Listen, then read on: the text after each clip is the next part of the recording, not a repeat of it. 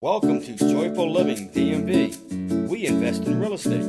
Don't forget to subscribe to Joyful Living DMV YouTube channel and visit us online at joyfullivingdmv.com. So on a regular basis, we'll be coming up to check the house probably once a week. We did put some grass seed outside, so we'll need to water frequently.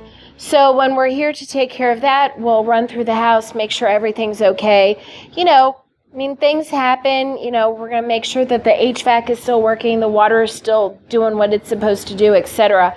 And just, cleaning up footprints, trash, etc. It is amazing what people do. We had one property last year, and when people were viewing it, they would move the furniture around, pillows, etc. So pretty much every week, we were in there moving furniture back to where it needed to be, and just making sure the house was in good order. So you can't just forget it once it's on the market. That's actually when I think the hardest work starts, because you got to keep it fresh and make sure that everything is good. All right, well, that's my tip for today, and we will see you next time on Lutherville Rehab Live.